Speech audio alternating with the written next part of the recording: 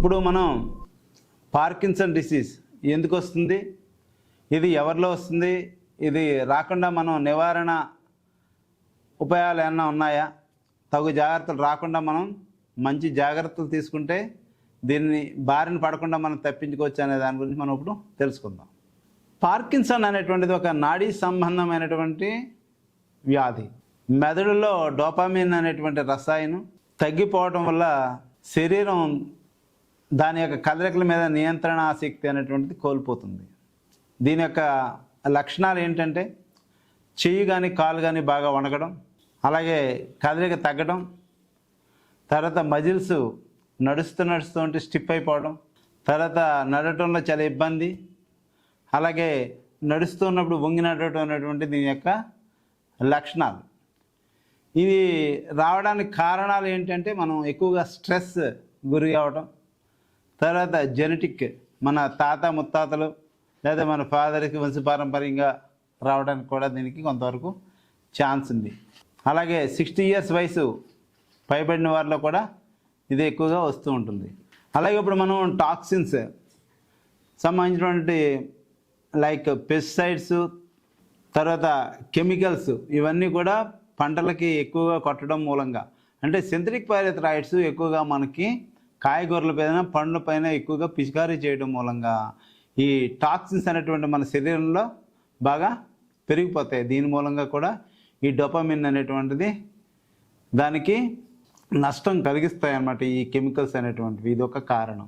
ప్రస్తుత సమాజంలో జీవనశైలి కూడా కరెక్ట్గా లేదు. ఎందుకంటే అర్ధరాత్రి తినడం, తర్వాత ఒక సరైనటువంటి క్రమబద్ధమైనటువంటి లైఫ్ లేకపోవడం మూలంగా కూడా ఇది రావడానికి చాలా వరకు ఛాన్స్ ఉంది. దీని నివారణ మార్గాలు ఏంటి అంటే మనం ఇందులో బ్రహ్మాండంగా పనిచేసేది ఒకటి ఉంది. దీన్ని మనం తెలుగులో అయితే దూలగొండ గింజలు అంటాం, సంస్కృతిలో కప్పికొచ్చు అంటాం దాన్ని. ఈ దూలగొండ గింజలు 2 రకాలు ఉంటాయి, ఒకటి తెలుపు, ఇంకొకటి నలుపు. ఇది ఏదైనా పర్వాలేదు, మీరు ఈ గింజలు తెచ్చి మీరు ఇప్పుడు ఒక 1/2 kg గింజలు ఉంటే కనీసం ఒక 2 లీటర్ల పాలు తీసుకోవాలి. తీసుకుని దాన్ని బాగా మరిగించాలి, అంటే దాన్ని శుద్ధి చేయడం అనమాట. మరిగించి తర్వాత దాన్ని ఎండబెట్టి దాన్ని పౌడర్ చేసుకుని ఆ పౌడర్ని ప్రతిరోజు మీరు సాయంత్రం మట్లు ఒక 5 grams పాలల్లో వేసుకుని తాగడం మూలంగా దీన్ని మనం చాలా వరకు నివారించుకోవచ్చు. తరతరాల నుండి ఆనువంశిక వైద్యంలో అనుభవం గడించి సోరియాసిస్ లాంటి భయంకరమైన చర్మ వ్యాధులకు భుజము, మెడ, వెన్నుముక, మోకాడు మరియు అన్ని విధముల ఎముకలకు సంబంధించిన సమస్యలకు, పక్షవాతం, పార్కిన్సన్స్ వంటి వ్యాధులకు, మొటిమలు, ఊబకాయం, మైగ్రెయిన్, ఆందోళన, అలసట, నీరసం వంటి సమస్యలకు ప్రాచీన వైద్య పద్ధతులైన మర్మ విద్య, cupping therapy, bone setting, acupuncture, acupressure, ఆయుర్వేదం, ప్రాచీన మసాజ్, రక్తమోక్షణము, స్టీమ్ బాత్ వంటి పద్ధతుల ద్వారా ఎటువంటి ఆపరేషన్స్, సైడ్ ఎఫెక్ట్స్ లేకుండా వైద్యం చేయబடும். వైద్య వెల్నెస్ సెంటర్, ఏరేటిపాడు, పశ్చిమ గోదావరి జిల్లా, ఆంధ్రప్రదేశ్, KBHB, హైదరాబాద్. సంప్రదించవలసిన ఫోన్ నంబర్స్ 9128133777, 8233116456. అలాగే మనం పూర్వకాలంలో ప్రతి ఒక్కళ్ళ ఇంట్లోనూ కూడా ఉసిరికాయ పచ్చడి అనేటువంటిది ఉండేది. ఆ ఉసిరి పచ్చడిని చాలా వరకు చాలామంది నల్ల పచ్చడి అని కేకేస్తారు. ఎందుకంటే దాని బ్లాక్గా ఉండేది ఆ పచ్చడి. ఆ పచ్చడిని ప్రతిరోజు కూడా ఈ వచ్చిన వాళ్ళు కనీసం ఒక నిమ్మ పండినంత సైజు తీసుకోవాలి ప్రతిరోజు ఈ ఉసిరికాయ పచ్చడిని. తర్వాత అవకాడో ఫ్రూట్ జ్యూస్ అనేది చాలా బ్రహ్మాండంగా పనిచేస్తుంది. దీన్ని మనం బటర్ ఫ్రూట్ అని కూడా అంటే ఇది కొంచెం కాస్ట్తో కూడుకున్నది, కానీ వచ్చిన వాళ్ళు అయితే తీసుకోవడం మూలంగా కూడా చాలా బ్రహ్మాండంగా పనిచేస్తుంది. తర్వాత శంఖపుష్పి, ఇందులో 2 రకాలు ఉంటాయి. ఒకటి సిరా కలర్లో ఉంటుంది, ఒకటి ఇంకొకటి వైట్ కలర్లో ఉంటుంది. ఈ శంఖపుష్పి అనేది మనం దీన్ని వేడి నీటిలో వేసుకుని ఒక గ్లాస్కి కనీసం ఒక 5-6 పుష్పాలు వేసుకోవాలి.